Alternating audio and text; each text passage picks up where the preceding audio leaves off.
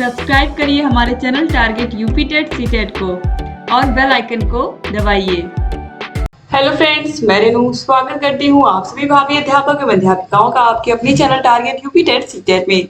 दोस्तों, आज की इस वीडियो में हम आपके डीएलएड फर्स्ट सेमेस्टर के साइंस सब्जेक्ट के मोस्ट इंपॉर्टेंट अतिलघुत्री क्वेश्चंस को पढ़ने वाले। ये सारे क्वेश्चन आप लोग के पवन सीरीज के हैं। पवन सीरीज के इससे पहले पार्ट 1 मैंने पढ़ा दिया है आप लोग का, जो क्वेश्चन नंबर 60 तक है उसको आप देख लीजिएगा। इस वीडियो में पार्ट 2 हम पढ़ेंगे और पार्ट 2 में जितने भी क्वेश्चन है सारे हम कवर कर लेंगे आज। और इस तरीके से आज आपकी पवन सीरीज के भी सारे अतिलघुत्री क्वेश्चन यहाँ पर कंप्लीट हो जाएंगे साइंस सब्जेक्ट के। चलिए स्टार्ट करते हैं क्वेश्चन नंबर 61 से।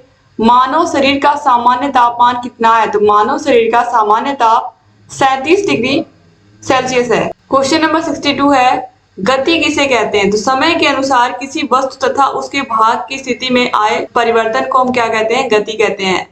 आपको पता है चाल बराबर क्या होता है? चाल बराबर दूरी बटे समय, यही होता है ना। तो समय बराबर क्या हो जाएगा? दूरी बटे चाल। तो यहाँ पर चाल ही पूछा, चाल बराबर दूरी बटे समय। तो समय के अनुसार किसी वस्तु तथा उसके भाग की स्थिति में आए परिवर्तन को, तो दूरी के सापेक्ष क्या होगा? समय के साथ दूरी में परिवर्तन होगा, तो उसे हम क्या कहते हैं? चाल कहते हैं। Question number 63। दोस्तों, चाल या गति एक ही होती है। क्वेश्चन नंबर 63 है, गति का प्रथम नियम क्या है? तो गति का प्रथम नियम क्या है? इसके अनुसार यदि कोई वस्तु विरामावस्था में है तो विरामावस्था में ही रहेगी, और अगर वह गति की अवस्था में है, सरल रेखीय गति की अवस्था में एक समान वेग से चल रही है, तो वह उसी प्रकार चलती रहेगी जब तक कि उस पर कोई बाह्य बल लगा करके रोका ना जाए या बाह्य बल ना लगाया जाए। अगर कोई वस्तु विरामावस्था में, जब तक हम उस पर धक्का नहीं देंगे, उस पर हम बल नहीं लगाएंगे, तब तक वो अपने स्थान से तो हिलेगा नहीं।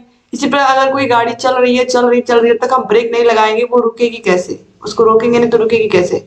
तो यानी कि कोई वस्तु गति में है तो भी उसको रोकने के लिए हमें बल लगाना है, और अगर कोई वस्तु विराम अवस्था में है तो भी उसको चलाने के लिए हमें बल लगाना ही पड़ता है। और यही है गति का प्रथम नियम। अगर कोई वस्तु विरामावस्था में है तो विरामावस्था में ही रहेगी, अगर वो गति की अवस्था में है तो गति की ही अवस्था में रहेगी जब तक कोई बाह्य बल न लगाया जाए। क्वेश्चन नंबर 64 है, घूर्णन गति किसे कहते हैं?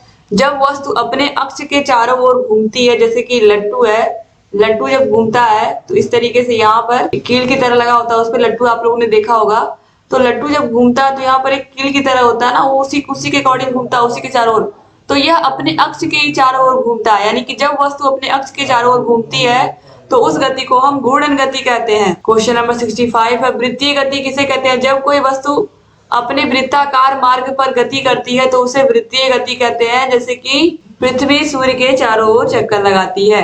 क्वेश्चन नंबर 66 है, बल किसे कहते हैं? बल वह धक्का या खिंचाव है जो एक वस्तु दूसरे पर आरोपित करती है। बल या तो धक्का है या तो खिंचाव है जो एक वस्तु दूसरे पर आरोपित करती है। क्वेश्चन नंबर 67 है, दोलन गति किसे कहते हैं? जब कोई वस्तु अपनी माध्य स्थिति के दोनों ओर गति करती है तो उसे हम क्या कहते हैं? दोलन कहते हैं। जैसे कि आपने वो घड़ी देखी होगी पेंडुलम वाली, इसके अलावा आपने झूला देखा हुआ होगा, इस तरीके से कोई झूलता है तो दोनों ओर क्या होता है? गति होती है। तो इस तरीके से इसी गति को हम क्या कहते हैं? दोलन गति। जब कोई वस्तु अपने माध्य स्थिति के दोनों ओर गति करती है तो उसे दोलन गति कहते हैं।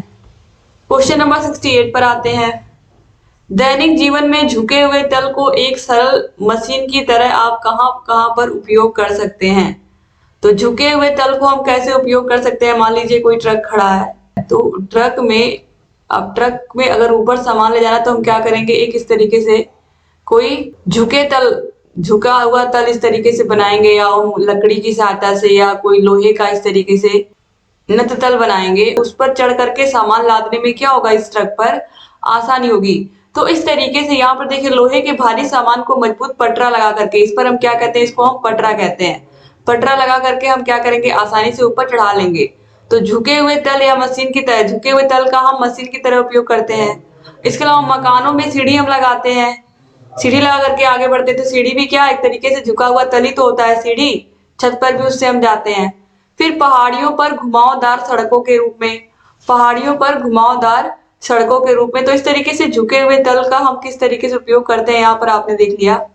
क्वेश्चन नंबर 69 है, चाल से क्या तात्पर्य है? किसी बल द्वारा एकांक समय में चली गई दूरी चाल कहलाती है। चाल बराबर दूरी बटे समय होता है, आपको पता है चाल बराबर दूरी बटे समय। तो समय के साथ अगर किसी वस्तु की स्थिति में परिवर्तन हो रहा है, यानी कि एक जगह से स्थान ए से स्थान बी पे वस्तु पहुंच जा रही है, तो उसे ही हम क्या कहेंगे, चाल कहेंगे। ठीक है, या किसी वस्तु द्वारा एकांक समय में चली गई दूरी को ही हम क्या कहते हैं, चाल कहते हैं। क्वेश्चन नंबर 70 है, किसी गतिमान वस्तु की दिशा में परिवर्तन कैसे कर सकते हैं? तो बल लगा करके किसी गतिमान वस्तु की दिशा में हम परिवर्तन कर सकते हैं। बल लगा करके ही रोक सकते हैं, बल लगा करके ही क्या कर सकते हैं, उस वस्तु की दिशा में परिवर्तन भी कर सकते हैं। क्वेश्चन नंबर 71 पे आते हैं, बल कितने प्रकार के होते हैं? तो बल 5 प्रकार के होते हैं। पेशी बल, चुंबकीय बल, चुंबकीय बल, पेशीय बल, गुरुत्वीय बल, चुंबकीय बल, घर्षण बल, विद्युतीय बल। क्वेश्चन नंबर 72 है, विद्युतीय बल किसे कहते हैं? जब वह बल जो विद्युत धारा के कारण उत्पन्न होता है वह कार्य करता है तो उसे हम विद्युतीय बल कहते हैं। क्वेश्चन नंबर 73 है, पदार्थों के पृथक्कता की आवश्यक विधियों के नाम बताइए। यह पदार्थों के पृथक्करण की कौन कौन सी विधियां हैं? तो बीनना, चालना, छानना, वाष्पन और आसवन। ये सब पदार्थों के पृथक्करण की विधियां, जैसे कि हम चावल में से कंकड़ को बीन करके क्या करते हैं, अलग करते हैं। आटे को क्या करते हैं, चालते हैं, इससे चोकर को अलग करते हैं। तो इस तरीके से ये क्या करते हैं, पदार्थों के पृथक्करण की ये विधियां कहलाती हैं। क्वेश्चन नंबर 74 है, थर्मामीटर क्या होता है? थर्मामीटर से हम क्या करते हैं, शरीर का तापमान मापते हैं। क्वेश्चन नंबर 75 है, एसआई मूल राशियों की संख्या कितनी है? तो मूल राशियों की संख्या 7 है। ये बहुत इंपॉर्टेंट है, मूल राशियों की संख्या कितनी है, 7 है। क्वेश्चन नंबर 76 है, चुंबक की सर्वप्रथम खोज कहां पर हुई? तो चुंबक की सर्वप्रथम खोज कहां पर हुई? मैग्नीशिया में। तो चुंबक की खोज तो मैग्नीशिया नहीं बल्कि मैग्नेशिया होगा, मैग्नेशिया में हुई। क्वेश्चन नंबर 77 है, मात्रक किसे कहते हैं? तो भौतिक राशि के मापन के लिए राशि के निश्चित परिमाण को मानक मान लिया जाता है, इस मानक को ही हम मात्रक कहते हैं। जैसे कि समय का मात्रक क्या है, सेकेंड है। द्रव्यमान का मात्रक क्या है, किलोग्राम है। क्वेश्चन नंबर 78 है, ऋणात्मक आवेश किसे कहते हैं? एबोनाइट की छड़ को, दोस्तों एबोनाइट की छड़ को फला लेंस से रगड़ने पर छड़ में प्राप्त होने वाला आवेश ऋणात्मक आवेश कहलाता है। दोस्तों यहाँ पर इस तरीके से एक एबोनाइट की छड़ है, ये एबोनाइट की छड़ है, और अगर ये बिल्ली की खाल है, बिल्ली की खाल को अगर इस पर हम रगड़ते हैं तो बिल्ली की खाल में जो यहाँ पर इसके पास इलेक्ट्रॉन होते हैं वो इलेक्ट्रॉनों को अपने दे देता है। इसको रगड़ने की वजह से जो एबोनाइट की छड़ है इसको ये अपने इलेक्ट्रॉन दे देता है। जब इसके पास इलेक्ट्रॉन अधिक हो गए तो ये जो छड़ है एबोनाइट की, इसके पास इलेक्ट्रॉन आ गए अधिक और ये धनावेशित हो गया, क्योंकि इससे इलेक्ट्रॉन चले गए, किससे, बिल्ली की खाल से। तो इस तरीके से जो एबोनाइट की छड़ है इस पर ऋणात्मक आवेश आ गया और इस तरीके से यह कागज के छोटे छोटे टुकड़ों को क्या करता है, आकर्षित भी कर लेता है, यानी कि क्योंकि इसके अंदर क्या आ गए, इलेक्ट्रॉन आ गए। तो यहाँ पर याद रखिएगा कि चूंकि जो बिल्ली की खाल है इसमें से इलेक्ट्रॉन जा करके एबोनाइट की छड़ पर चिपक गए, तो एबोनाइट की छड़ कैसी होगी, ऋणात्मक होगी, क्योंकि इलेक्ट्रॉन इसके पास आ गए और ये इसने इलेक्ट्रॉन दे दिए तो ये धनात्मक हो गया। ठीक है। क्वेश्चन नंबर 79 है, नैनो सेकंड कितने सेकंड के बराबर? तो 10⁻⁹ के। क्वेश्चन नंबर 80 है, द्रव्यमान का वेग के गुणनफल को क्या कहते हैं? द्रव्यमान एवं वेग के गुणनफल को m इंटू बी को क्या कहते हैं, संवेग कहते हैं, संवेग p, m into v equal to p। तो द्रव्यमान एवं वेग के गुणनफल को हम संवेग कहते हैं। क्वेश्चन नंबर 81 है, बल गुणे विस्थापन, तो ये आपको पता ही है, W equal to F into D, जहाँ पर F बल है, D विस्थापन है, W कार्य है, तो कार्य बराबर बल गुणे बल की दिशा में किया गया विस्थापन। क्वेश्चन नंबर 82 है, कोई कण 1 सेकंड में जितने कोण में घूमता है उस घूर्णन गति को क्या कहते हैं? तो उसे हम कहते हैं वृत्तीय गति। क्वेश्चन नंबर 83 है, चुंबकीय बल किसे कहते हैं? किसी चुंबक द्वारा चुंबकीय पदार्थों पर लगाया बल चुंबकीय बल कहलाता है। क्वेश्चन नंबर 84 है, पदार्थ की कितनी अवस्थाएं होती हैं? तो आपको पता है 3 होती हैं, ठोस, द्रव और गैस, टोटल 3 अवस्थाएं होती हैं। क्वेश्चन नंबर 85 है, वे पदार्थ कौन से हैं जो ठोस, द्रव तथा गैस अवस्थाओं में रहते हैं? तो वे हैं गंधक और जल। क्वेश्चन नंबर 86 है, पदार्थ की वह अवस्था बताइए जिसमें अंतरा आणविक अवकाश सबसे अधिक होता है। तो पदार्थ की गैसीय अवस्था में अंतरा आणविक अवकाश सबसे अधिक होता है, यानी कि जो गैसीय अवस्था में होता है उसमें सबसे ज्यादा दूर होते हैं मॉलिक्यूल। ठोस अवस्था में सबसे अधिक नजदीक होते हैं, जैसे कि बर्फ है, फिर पानी में थोड़ा उससे दूर होते हैं, थोड़ा दूर होते हैं, थोड़ा दूर होते हैं, लेकिन जो गैस अवस्था है उसमें बहुत दूर दूर हो जाते हैं मॉलिक्यूल। ठीक है, तो इस तरीके से बीच में जो गैप होता है अवकाश, ये बहुत ज्यादा हो जाता है, अंतरा आणविक अवकाश बहुत ज्यादा हो जाता है। क्वेश्चन नंबर 87 है, पृथक्करण किसे कहते हैं? किसी मिश्रण में विलेय अथवा अविलेय पदार्थों को अलग करने को ही हम क्या कहते हैं? किसी मिश्रण में विलेय अथवा अविलेय पदार्थों को अलग करने को ही पृथक्करण विधि कहते हैं। क्वेश्चन नंबर 88 है, विलायक किसे कहते हैं? कोई पदार्थ जब किसी द्रव में घुलता है तो उस पदार्थ को उस द्रव में विलेय तथा द्रव को विलायक कहते हैं। जैसे कि पानी में हम चीनी को मिला रहे हैं तो पानी क्या है? यहाँ पर पानी विलायक है और चीनी इसमें विलेय है। ठीक है। क्वेश्चन नंबर 89 है, यौगिक क्या है? दो या दो से अधिक तत्वों के परमाणु के निश्चित अनुपात में मिलने से यौगिक बनता है। जैसे कि H2O, जल क्या है? एक यौगिक है।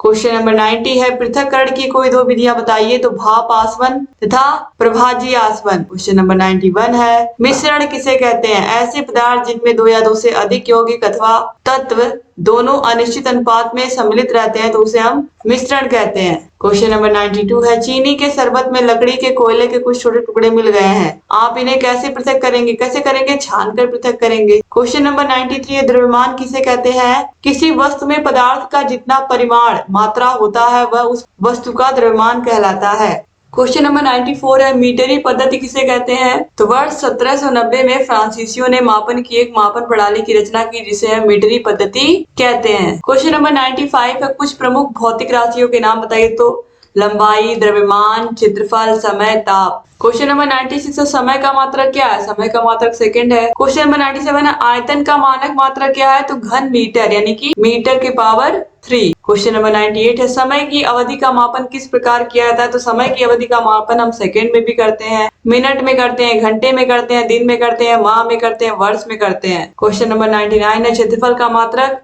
तो क्षेत्रफल का मात्रक लंबाई गुणे चौड़ाई। तो लंबाई गुणे चौड़ाई, लंबाई भी मीटर में चौड़ाई भी मीटर में मापेंगे तो ये मीटर स्क्वायर हो गया। तो यहाँ पर वर्ग मीटर या मीटर स्क्वायर। क्वेश्चन नंबर 100 है, स्वपोषी किन्हें कहते हैं? हरे पेड़ पौधे अथवा भोजन स्वयं बना लेते हैं। हरे पेड़ पौधे अपना भोजन स्वयं बना लेते हैं और इसीलिए इन्हें हम स्वपोषी कहते हैं, यानी कि वे जीव जो अपना भोजन स्वयं बनाते हैं स्वपोषी कहलाते हैं।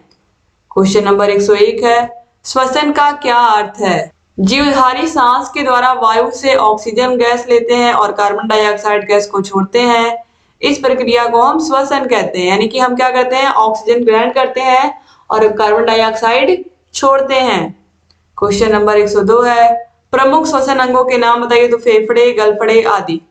क्वेश्चन नंबर 103 है, अनुकूलन किसे कहते हैं? प्रत्येक जीवधारी की आदतें तथा शारीरिक बनावट उसके परिवेश के अनुकूल बन जाती है, इसे अनुकूलन कहते हैं। क्वेश्चन नंबर 104 है, जलीय पौधे एवं जलीय जंतु किन्हें कहते हैं? जल में रहने वाले पौधे और जंतु क्रमशः जलीय पौधे एवं जलीय जंतु कहलाते हैं। क्वेश्चन नंबर 105 है, देशांतरण से आप क्या समझते हैं? पक्षी भोजन की खोज में उड़ते रहते हैं। कुछ पक्षी किसी खास मौसम में एक देश से दूसरे देश तक पहुंच जाते हैं, इसे पक्षियों का देशांतरण कहते हैं। क्वेश्चन नंबर 106 है, अंकुरण के लिए क्या आवश्यक है? तो बीजों के अंकुरण के लिए वायु, पानी तथा उचित ताप आवश्यक है। क्वेश्चन नंबर 107 है, मृतिका किसे कहते हैं? पके हुए बर्तनों को हम मृतिका कहते हैं। क्वेश्चन नंबर 108 है, खिड़कियों में किस प्रकार का कांच प्रयोग किया जाता है? तो साधारण या मृदु कांच का प्रयोग करते हैं हम खिड़कियों में। ये बहुत इंपॉर्टेंट क्वेश्चन है दोस्तों। क्वेश्चन नंबर 109 पर आते हैं, पुष्प के 4 भागों के नाम बताइए। तो बाह्य दल पुंज, दल पुंज, पुमंग और जायांग। क्वेश्चन नंबर 110 है, गति के द्वितीय नियम को परिभाषित करिए। प्रथम नियम आपने देखा था कि कोई वस्तु अगर विराम अवस्था में है तो विराम अवस्था में ही रहेगी, गति की अवस्था में है तो गति की अवस्था में ही रहेगी जब तक उस पर कोई बाह्य बल न लगाया जाए। और द्वितीय नियम जो है F = m × a, यानी कि इसके अनुसार किसी वस्तु पर बाहर से लगाया गया जो बल है F है वह उस वस्तु के द्रव्यमान यानी कि m और उस वस्तु के बल की दिशा में उत्पन्न त्वरण यानी कि a के गुणनफल के बराबर होता है। तो बल बराबर द्रव्यमान गुणे त्वरण। तो किसी वस्तु पर लगाया गया बल उस वस्तु के द्रव्यमान और उस वस्तु के त्वरण के गुणनफल के बराबर होता है। क्वेश्चन नंबर 111 है, पारदर्शी और अपारदर्शी वस्तुओं को स्पष्ट करिए। तो आपको पता ही है कि पारदर्शी और अपारदर्शी का मतलब क्या? पारदर्शी जिसके आर पार हम देख पाए और अपारदर्शी जिसके आर पार हम नहीं देख पाते हैं, बस उसी का एग्जांपल यहाँ पर समझ लेना है। पारदर्शी और अपारदर्शी वे पदार्थ जिनके आर पार हम देख सकते हैं वे पारदर्शी कहलाते हैं और उनका यह गुण पारदर्शिता कहलाता है। जैसे कि पानी कांच आदि। और वे पदार्थ जिनके आर पार हम नहीं देख सकते हैं वे अपारदर्शी कहलाते हैं और इनका यह गुण अपारदर्शिता कहलाता है। जैसे कि वायु, कुछ पदार्थ ऐसे होते हैं जिनमें धुंधला दिखाई देता है, इन्हें हम पारभासी भी कहते हैं। तेल लगा कागज, बटर पेपर, पॉलीथीन। इसके अलावा हम अगर अपारदर्शी की बात करें हम तो इसमें लोहे की चादर आ जाएगी जिसके आर पार हम बिल्कुल नहीं देख सकते हैं। लेकिन ऐसी वस्तुएं जिनके आर पार हम थोड़ा बहुत देख सकते हैं उनको हम पारभासी कहते हैं। जैसे कि तेल लगा हुआ कागज, बटर पेपर, पॉलीथीन, इससे थोड़ा बहुत हम अगल बगल मतलब आर पार थोड़ा बहुत देख सकते हैं, इन्हें हम पारभासी वस्तुएं कहते हैं। तो यहाँ पर पारभासी तो पूछा नहीं है, पारदर्शी और अपारदर्शी। पारदर्शी का मतलब जिसके आर पार हम देख सकते हैं, जैसे कि पानी हुआ, कांच हुआ। अपारदर्शी जिसके आर पार हम बिल्कुल नहीं देख सकते हैं, जैसे कि लोहे की चादर। क्वेश्चन नंबर 112 है, परमाणु किसे कहते हैं? परमाणु तत्व का वह छोटे से छोटा भाग है जो किसी भी रासायनिक अभिक्रिया में भाग ले सकता है परंतु स्वतंत्र अवस्था में नहीं रह सकता है। क्वेश्चन नंबर 113 है, अलैंगिक जनन की 5 विधियां या प्रकारों के नाम लिखिए। तो विखंडन, मुकुलन, खंडन, बीजाणु द्वारा और कायिक प्रवर्धन द्वारा। क्वेश्चन नंबर 114 है, घर्षण बल क्या होता है? तो किन्हीं दो सतहों के संपर्क तलों के बीच सापेक्ष गति का विरोध करने वाले बल को ही घर्षण बल कहते हैं। क्वेश्चन नंबर 115 है, पेड़ पौधों में अलैंगिक प्रजनन विधियों के नाम लिखिए। तो रोपण, कलम लगाना, दाव, कलम आदि। क्वेश्चन नंबर 116 है, पत्तियों का मुख्य कार्य क्या है? तो पत्तियों का मुख्य कार्य प्रकाश संश्लेषण की क्रिया करना है जिससे पौधे भोजन बना पाए। क्वेश्चन नंबर 117 है, घूमते हुए लट्टू में किस प्रकार की गति होती है? तो घूर्णन गति होती है, याद रखिएगा।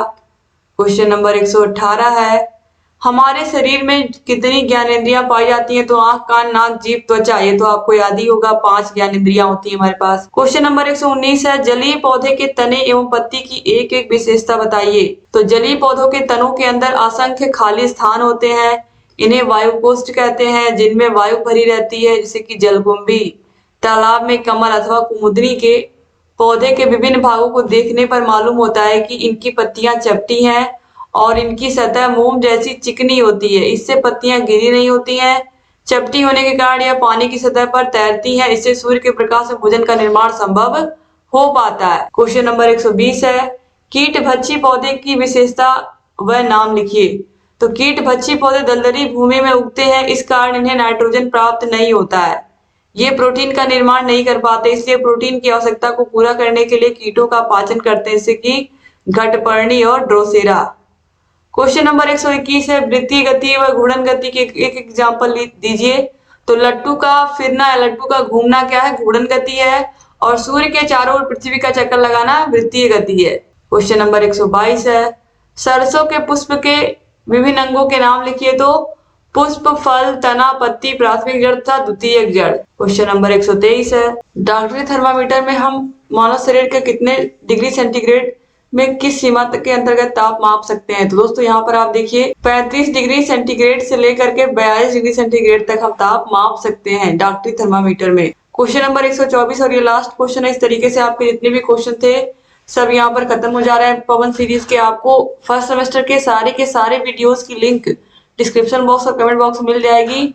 और अगर कहीं कोई समस्या आ रही तो आप कमेंट करके हमसे पूछ सकते हैं। फर्स्ट सेमेस्टर के सारी वीडियोस आपको मिल जाएंगी, हर एक सब्जेक्ट की वीडियोस आपको मिल जाएंगी। और दोस्तों आप हमारे टेलीग्राम को ज्वाइन करना मत भूलिएगा। टेलीग्राम पर अगर आप टेलीग्राम को ज्वाइन करते हैं तो टेलीग्राम पर आपको हर एक विषय की नोटिफिकेशन सही समय पर मिल जाती है। अगर यूट्यूब से नोटिफिकेशन नहीं गई है तो आपको टेलीग्राम से मिल जाती है और आप किसी भी वीडियो को बिना मिस किए देख पाते हैं। तो चलिए देखते हैं क्वेश्चन नंबर 124 को, पेड़ पौधों में अलैंगिक प्रजनन की विधियों के नाम लिखिए। तो अलैंगिक प्रजनन दोस्तों देखिए किस प्रकार से होता है पौधों में, विखंडन द्वारा, मुकुलन द्वारा, खंडन द्वारा, बीजाणु द्वारा और कायिक प्रवर्धन द्वारा।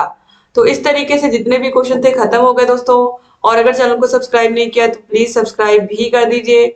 और अगर अभी तक आपने वीडियो को शेयर नहीं किया तो प्लीज अपने कॉलेज के ग्रुप में अपने कॉलेज के बेस्ट फ्रेंड्स को जरूर शेयर कर दिया करें, ताकि सभी लोग वीडियोस को देख पाएं और लाभ ले पाएं। तो सारे के सारे वीडियोस को आप देख सकते हैं चैनल से, और लगातार आपके लिए वीडियोस हम लेकर के आते रहेंगे और आपकी तैयारी को बेहतर से बेहतर कराते रहेंगे। बस आप चैनल से इसी बने रहिए और सारे वीडियोस को देखिए। जहाँ कहीं कोई भी समस्या है हमसे बताते रहिए। यहाँ ऊपर आई बटन पर भी क्लिक करके आपको सारे के सारे वीडियोस की लिंक मिल जाएगी, चैनल से सही बने रहिए दोस्तों, और आपके लिए वीडियोस हम लेकर के आते रहेंगे। और एग्जाम में कॉपी कैसे लिखनी है, अब आप फर्स्ट सेमेस्टर में है, आपके लिए वो वीडियो देखनी बहुत जरूरी है। उस वीडियो की लिंक भी आपको मिल जाएगी डिस्क्रिप्शन में, आप सिंपली सर्च करके भी उस वीडियो को देख सकते हैं।